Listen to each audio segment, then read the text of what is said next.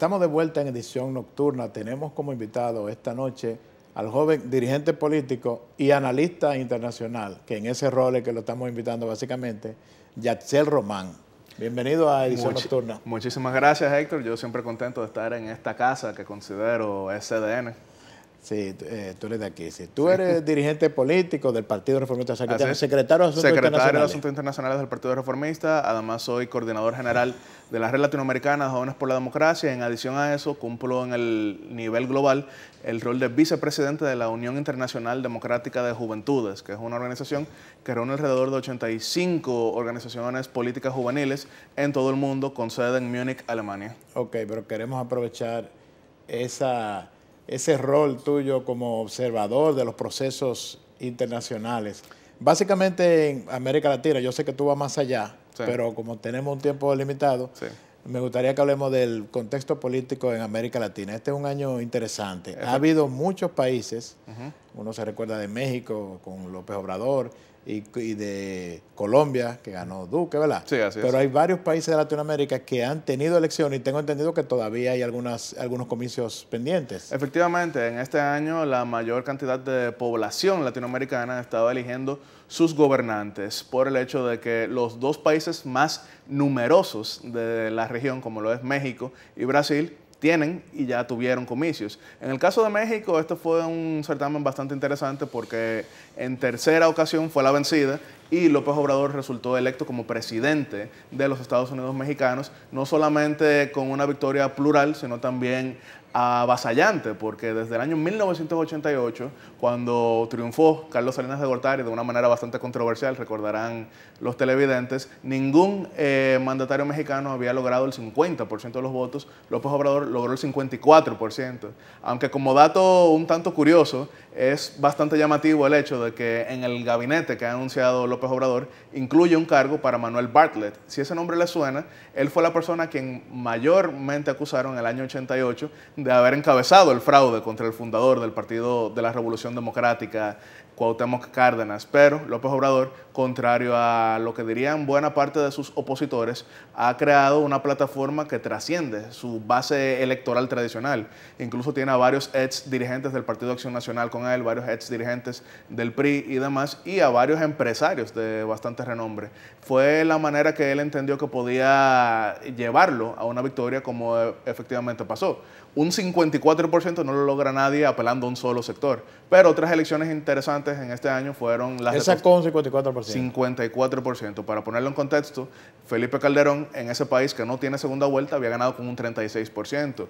Enrique Peña Nieto había ganado con un 38%. De por sí eso era algo que criticaban muchos previo a dichos comicios, era el hecho de que si ganaba López Obrador, podía tener un 60% del electorado en contra, pero no fue así. Al contrario, ganó de manera contundente. Sí, si hubiera existido el sistema de doble vuelta. Sí, igual ganaba, que era lo que muchos no se imaginaban. Pensaban que las encuestas iban a fallar en México, como han fallado en otros países latinoamericanos recientemente. Pero otras elecciones que tuvimos... No tenemos tiempo de desmenuzar caso por caso, pero me gustaría que sobre el caso de México, aunque sea un breve comentario sobre ese resultado. Sí. Pierden los partidos tradicionales. Así es. PRD, el PAN, el PRI. Cuando se suman los tres partidos tradicionales, solamente llegaba a alrededor de un 36% de los votos. Obviamente, las candidaturas contrarias a López Obrador sumaron más de ahí, pero fue en base a las alianzas. Pero PRI, PRD y PAN solamente llegaron a un 36%. Entonces gana Morena, que es un partido nuevo. Sí. Pero, algunos dirían que es el nuevo PRI. Pero no se puede decir tampoco que López Obrador sea un outsider. No se puede decir que es un antisistema. Es un dirigente político tradicional. Sí, es una persona que fue candidato a gobernador anteriormente con el PRD, que fue dirigente inicialmente del PRI, que fue alcalde del Distrito Federal, una posición que es la segunda electiva más importante de México y que había aspirado 3 veces. No se puede decir que es un antisistema, al contrario, es un actor del sistema. Y vuelvo a poner el ejemplo de que varios dirigentes con bastante trayectoria en dicho país se sumaron a su candidatura, como era el caso de incluso alguien que conoce muy bien la República Dominicana, Manuel Espino Barrientos, ex presidente del PAN, que ahora hizo causa común con López Obrador. Él no es un antisistema. Donde existe el miedo de que un antisistema pueda imponerse es en la última elección que resta en este año, que es la de Brasil, donde hemos visto que cuando no se mide a Luis Ignacio Lula da Silva, quien encabeza los sondeos es Jair Bolsonaro, un candidato extremista con propuestas que reivindican el régimen militar y que incluso ha hablado de manera parcial a abolir el Congreso, establecer todo tipo de sanciones, incluso de agresión física contra opositores y demás, y quien se había hecho popular en los 90 por proponer el fusilamiento del expresidente Fernando Enrique Cardoso y demás. Jair Bolsonaro... ¿Ese candidato de qué partido? Bueno, él ha estado en 15 partidos. Él se refiere como un peregrino de la democracia. Incluso... Y está ahora mismo encabezando las encuestas después de Lula. Cuando Lula no sale como candidato, él encabeza. Cuando sale Lula, él está peleando con Lula ahí más o menos. Y el tema es que Brasil, que ha tenido una crisis no solamente social, no solamente institucional, sino también económica. Había vivido una recesión durante 3 años, la peor desde la Gran Depresión. Eso llevó a que, como sucede en otros países, sectores se sintieran abandonados por la clase política tradicional y acudieran a este candidato extremista, que algunos lo llaman el Trump brasileño. Yo no llegaría a ese nivel porque incluso varias de sus propuestas son completamente contrarias a cualquier ilusión de derechos humanos. Yo diría que se parece más al presidente de Filipinas, que recordaremos es Rodrigo Duterte, una persona que también hace este tipo de propuestas y que tiene varios asuntos pendientes en temas de derechos humanos. Brasil sí tiene segunda vuelta, tiene un sistema que lleva a una primera elección el 7 de octubre y una segunda el 28 de octubre, es bastante rápido, en un sistema electoral que es muy desarrollado. Los resultados ahí en menos de una hora ya llegan a un 100%, tiene voto electrónico y tiene una partidocracia bastante fragmentada porque Brasil tiene 26 partidos, pero a lo mejor alguno de los televidentes pensará, bueno, República Dominicana también, pero los 26 en Brasil, la misma cantidad tenemos. Pero Brasil sobrepasan esos 26 partidos el 3% de los votos. Son partidos bastante grandes, cada uno de ellos, y por eso se lleva a una gran coalición entre cada distintos. Uno de ellos tiene más o menos un 3%, o sí, por lo menos un 3%. Por lo menos el 3%. El más grande tradicionalmente es el partido actualmente de gobierno, que es el Movimiento Democrático Brasileño, el partido de Michel Temer, que anteriormente formaba coalición con el Partido de los Trabajadores. Ese llega alrededor de un 16%. Ha propuesto un candidato que no tiene bastante renombre actualmente, es un ex gobernador del Banco Central, pero sigue siendo el candidato del gobierno. Otros candidatos importantes es el caso de Geraldo Alckmin, que es el ex gobernador de Sao Paulo, que ha sido candidato anteriormente. Recordaremos que en el año 2006 se enfrentó a Lula da Silva cuando obligó al popular mandatario a ir a una segunda vuelta en dicho momento. Alckmin es en este momento el candidato del sistema, es el candidato que tiene el mensaje de la experiencia, pero en un contexto como está viviendo aquel país, la experiencia, muchos electores piensan que es experiencia robando, independientemente de que es alguien que no ha tenido un solo escándalo de corrupción, pero lamentablemente él será el candidato del sistema. Otra candidatura que tiene bastante fuerza en las encuestas, pero siempre que llega el momento de la votación cae un poco, es Marina Silva. Se desinfla. Sí, ella siempre se desinfla al final por lo que es la tradición brasileña y latinoamericana, de que hace falta estructura. Por eso ella anteriormente se había aliado a otros partidos. En esta ocasión va sola por su organización llamada Redes, y ella tiene bastante fuerza en las encuestas con un 14%, pero recordaremos que en el año 2014 también llegaba incluso al 30%, pero al final se fue desinflando. Que en las encuestas salía siempre en segundo lugar. Salía siempre en segundo lugar en aquel momento, Dilma, pero la falta de estructura impidió que ella fuera quien pasara el balotaje, y terminó siéndolo Aécio Neves, que a lo mejor se preguntarán, pero ¿por qué este candidato, que perdió por solamente un 2% en las elecciones del 2014, no aspira en esta ocasión?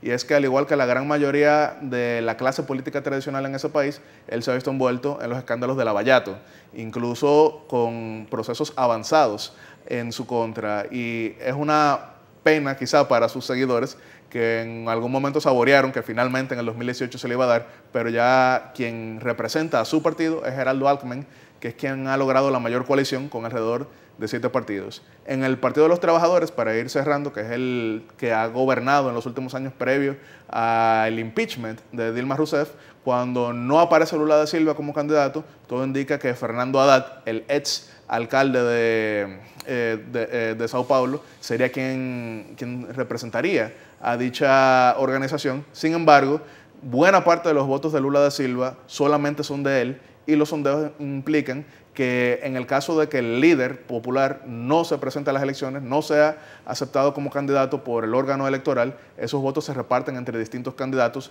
una buena parte hacia Marina Silva, que fue ministra de Lula da Silva de Medio Ambiente, pero también una buena parte a Ciro Gómez, que había sido también ministro de Desarrollo Social con Lula da Silva, pero que representa en esta ocasión al Partido Democrático de los Trabajadores, un partido que tradicionalmente ha tenido una buena relación con el PRDismo en República Dominicana, Leonel Silva, que había sido muy amigo del doctor José Francisco Peña Gómez. Entonces, se pudiera pensar que sin Lula como candidato, el Partido de los Trabajadores no sería el principal representante de la centroizquierda en dicho país. Lula es entonces el plan A del Partido de los Trabajadores, sí. Pero como tú pintas la situación, el plan B estaría, entonces, iría forzado el Partido de los Trabajadores. Iría forzado por el hecho de que, incluso recordaremos que en el peor momento del gobierno de Dilma Rousseff, cuando estaban alrededor de 5% de aprobación, Lula seguía manteniendo un 40%. Entonces el votante de Lula da Silva no es necesariamente un votante del partido. Algo que hemos visto tradicionalmente en muchos países latinoamericanos, incluyendo la República Dominicana, y es que el líder trasciende a la organización política, pero no necesariamente logra endosarle dicha votación a su delfín preferido.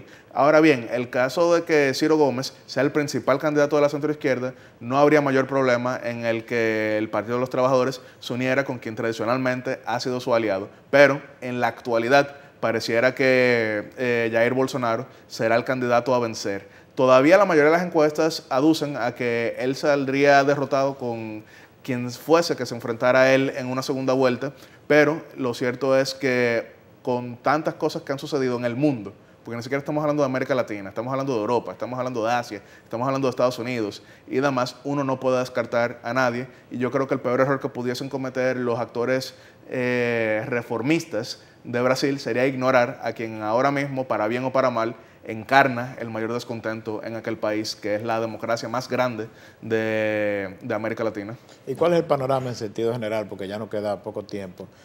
Tomando en cuenta los resultados de los países que ya realizaron elecciones, ¿cuál es el elemento común si lo hay? El sistema de partidos se fortalece, sigue todavía mostrando debilidades, los outsiders se siguen colando. ¿Cuál es la situación general en América Latina? Es un tanto variado, pero lo que sí tendrían en común es que ya los partidos por sí solos no coaligan esa fuerza que anteriormente representaban, porque en la mayor parte de la historia un partido podía decir que representaba por lo menos un quinto o un tercio del electorado en un país, pero ya hoy en día los partidos incluso tienen fuertes contradicciones internas, porque por ejemplo en el caso de Paraguay, donde el Partido Colorado sigue siendo la organización que ha gobernado casi que ininterrumpida desde 1948, con una breve salida en el gobierno de Fernando Lugo, pero vimos que ahora quien ganó dichas elecciones y que se juramentó esta semana, Mario Abdo Benítez, representaba a la facción disidente y opositora dentro del partido, porque el presidente Horacio Cartes no logró imponer a quien era su candidato. Entonces ahora hemos visto que aquello de que un presidente lograba controlar de manera omnímoda una organización política, eso se ha acabado. En Costa Rica vimos que, si bien fue una sorpresa para muchos que el partido de gobierno, con todo el descrédito que tenía, se mantuviera en el poder, ya no fue por sí solo y tuvo que formar una coalición bastante amplia de 5 o 6 partidos en ese país que anteriormente ganaban por sí solos los partidos, porque allá la primera vuelta se decide con 40%, no con 50%, entonces no había que formar esas grandes alianzas que vemos aquí, pero ahora vemos el partido de centro izquierda en una alianza con el partido tradicional de la derecha costarricense y demás, y en México hemos visto que los partidos ya no tienen esa fuerza que representaban en el país tradicionalmente más arraigado en cuanto a los partidos políticos, porque mientras en el resto del continente iba atomizándose la política, México seguía un sistema tripartito, pero ya eso se acabó. Ya ahora en México lo que vamos a ver será el fortalecimiento de candidatos que, si bien hagan vida en los partidos, trascienden estos. Y, por ejemplo, también el caso de Colombia, donde la mayoría de partidos del sistema tradicional se unieron en torno a Iván Duque, pero eso no quiere decir que necesariamente forman parte de una misma visión, porque el hecho era que la elección se decidía entre Iván Duque, que comenzó como asistente de Juan Manuel Santos, y Gustavo Petro, que es un exguerrillero. Entonces, para muchos de los partidos tradicionales era complicado el endosar a Gustavo Petro, y por eso vemos que incluso el presidente Gaviria, que había sido un gran contradictor de Álvaro Uribe, terminó uniéndose a Iván Duque y demás. Entonces, lo que sí pudiera resumir es que con todas sus particularidades, en América Latina lo que hemos visto es que ya por siglas, por himnos, por colores y por trayectoria, la gente no vota, o por lo menos no de la manera en que lo hacía anteriormente. Tiene que ir más allá. Bien, se nos acabó el tiempo. Yo espero que la próxima vez que tú vengas hablemos no solamente de la situación internacional, sino que también aterricemos en lo local para ver de qué forma estos cambios están impactando en el país, en el sistema político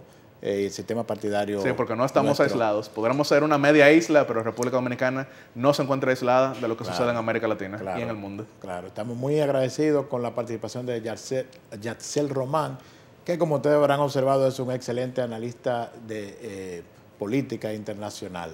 El próximo lunes, a la misma hora, estaremos de nuevo con ustedes en su programa Edición Nocturna.